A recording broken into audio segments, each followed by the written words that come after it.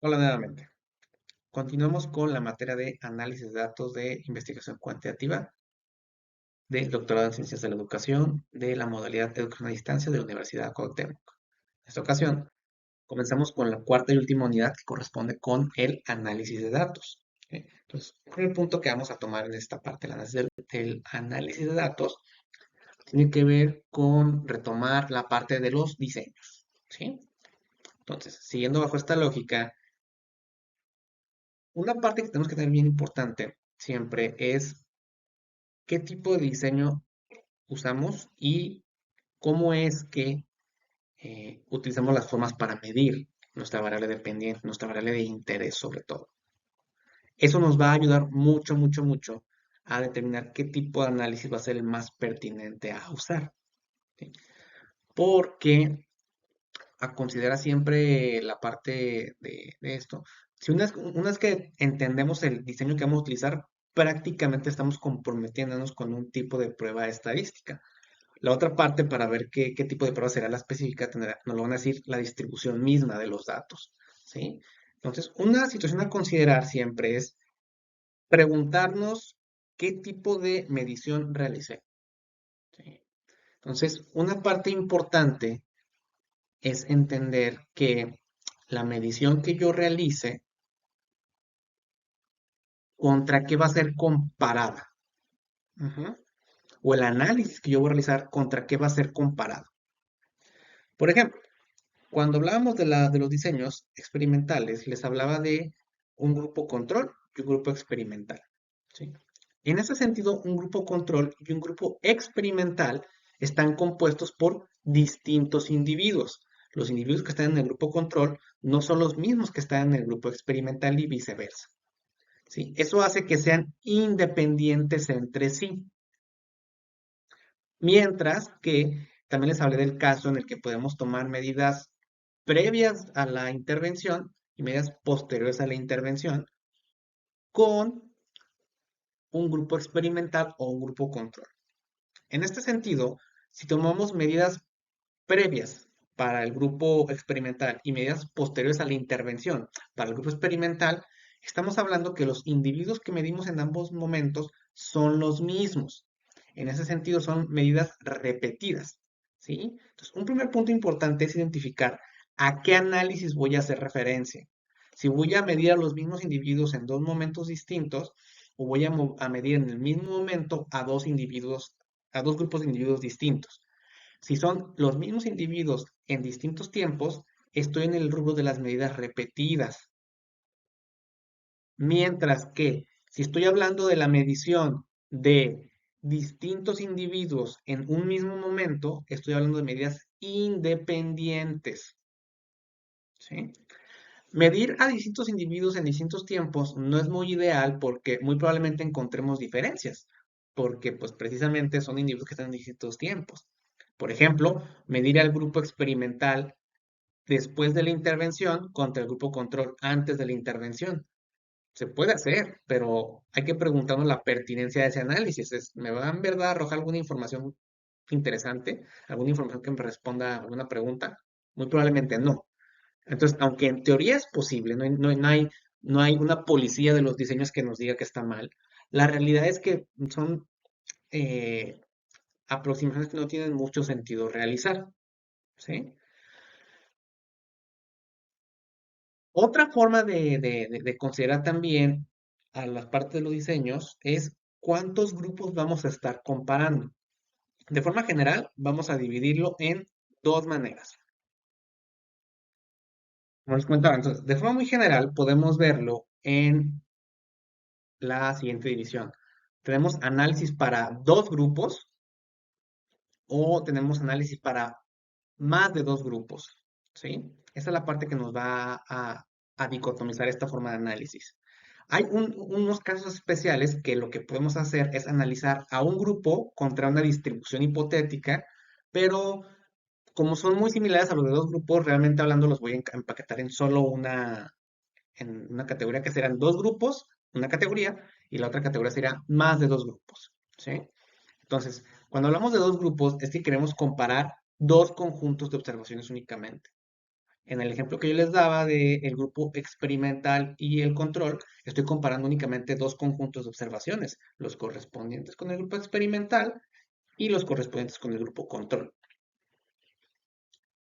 En el ejemplo de medir antes y después de una intervención al grupo experimental, de igual manera, estoy hablando de la comparación de únicamente dos conjuntos de datos. El conjunto de datos correspondiente con el grupo experimental antes de la intervención y el conjunto de datos pertenecientes al grupo experimental después de la intervención. Seguimos hablando de dos niveles perdón, de dos conjuntos de observaciones. Pero, por ejemplo, ¿qué pasa en el caso de que me interese medir más de dos grupos? Por ejemplo, puedo decir que yo tuve una intervención en la cual yo asigné distintos valores a mi modalidad de intervención. Como les había mencionado, esto tiene que ver con la forma en la que manipulamos la variable independiente. Y en este caso tengo distintas modalidades de la manipulación de la variable independiente. Yo quiero diseñar un programa para ver si puedo disminuir la cantidad de episodios de agresión hacia los pares por parte de los niños. Y tengo un programa que está diseñado para aplicarse de manera presencial. Tengo un programa que está diseñado para aplicarse de manera en línea. Y tengo un programa y tengo un grupo control al cual no le aplico ningún programa. ¿Sí? Entre los dos grupos, el contenido es exactamente igual. Lo único que varía es la modalidad de presentación. Y aparte tengo mi grupo control. Entonces, ahí yo puedo medir, posterior a mi intervención, en estos tres grupos, cómo sería la comparación, los niveles de la variable dependiente, que serían la cantidad de episodios agresivos. Y en ese caso ya hablo de que tengo tres, tres grupos, que son más de dos, por lo tanto. Tendría mi grupo experimental en línea, mi grupo experimental presencial y mi grupo control. Ahí están mis tres grupos, ¿sí? Entonces, esa es la parte que me interesa en encontrar en esa primera situación. Ahí vean que ya hablo de más de dos grupos y ya compararía yo esos tres. Eso nos va a decir con respecto a los grupos, si son dos grupos o más de dos grupos. Vean que ahorita hemos analizado únicamente si son medidas independientes o repetidas, lo cual corresponde a las columnas, y si son dos o más de dos grupos, lo cual corresponde si es esta tablita de aquí o esta tablita de acá. Lo que nos falta analizar es la parte de si la distribución de los datos es normal o no. Cuando hablamos de una distribución normal, es que se apegue la distribución de los datos a una distribución de una curva normalizada, una campana de Gauss, una distribución típica también se le conoce. ¿Sí? Si nuestra distribución de los datos se acompaña o es una distribución normal, lo que vamos a aplicar es estadística paramétrica. Mientras que si la distribución de nuestros datos no es normal, aplicaremos estadística no paramétrica. ¿Sí? Entonces, estadística paramétrica si la distribución es normal, estadística no paramétrica si la distribución es no normal. Entonces, ya con todos esos ingredientes, ya podemos ir conociendo qué tipo de prueba sería la más ideal para obtener. Podemos ver que si mi grupo es de medidas independientes, o sea, individuos distintos, y mi distribución de los datos es normal y solamente tengo dos grupos, tendría que trabajar con una prueba T-de-Student, lo más seguro, será la más prudente. Ahora que si mis medidas son independientes, pero no se distribuyen de manera normal y son dos grupos, la Udeman-Whitney será una muy buena opción para trabajarlo. Ahora que si trabajé con dos grupos de datos que son del mismo conjunto de individuos, por ejemplo, el grupo experimental antes de la intervención y el grupo experimental después de la intervención, y la distribución de los datos es normal, serán muestras repetidas. T de muestras repetidas. Y si son de distribución no normal, será una prueba de Wilcoxon. ¿Ok? Entonces, dada estas diferenciaciones, lo que vamos a hacer en los siguientes, en las sesiones que ven, son ejemplos de ver cómo trabajar este tipo de situaciones. Estos serán para los diseños experimentales, pero hay un caso en el cual no lo hemos hablado ahorita, que qué será, por ejemplo, con el caso de las correlaciones. Cuando hablamos de las correlaciones, recuerden que no hablamos de una supuesta causalidad, sino la medida en cual dos variables están acompañándose o excluyéndose, pero sin predicar causalidad en este escenario. Entonces, esta parte para hablar del coeficiente de correlación, más que nada es para hablar de en qué medida estas variables se encuentran relacionadas, ¿sí?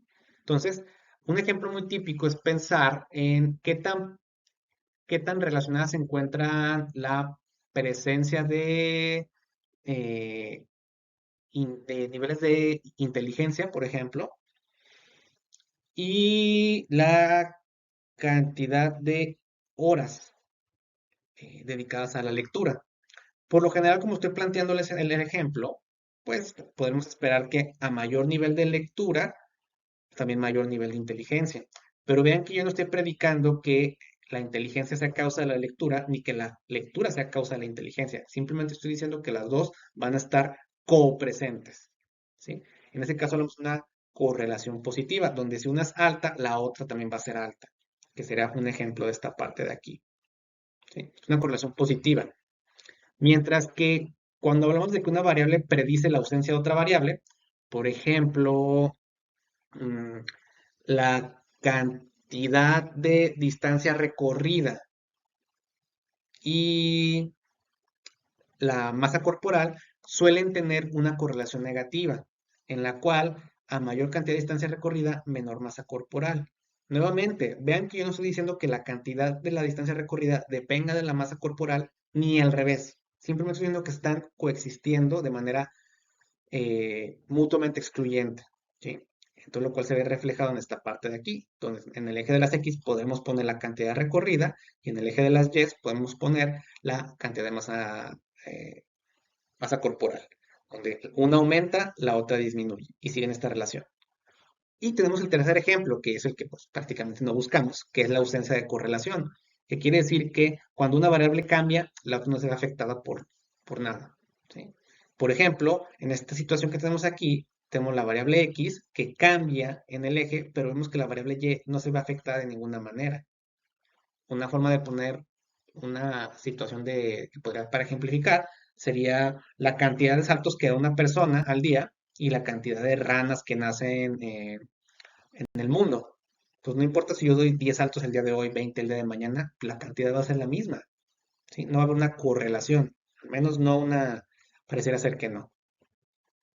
Y el coeficiente de correlación, como les comentaba, es un coeficiente que va entre -1 y 1, donde entre más cercano esté a -1, habremos una correlación negativa perfecta, en donde se predicen, acompañan las variables, y si hablamos de un 1 positivo, hablamos de una correlación positiva perfecta, donde se acompañan las variables.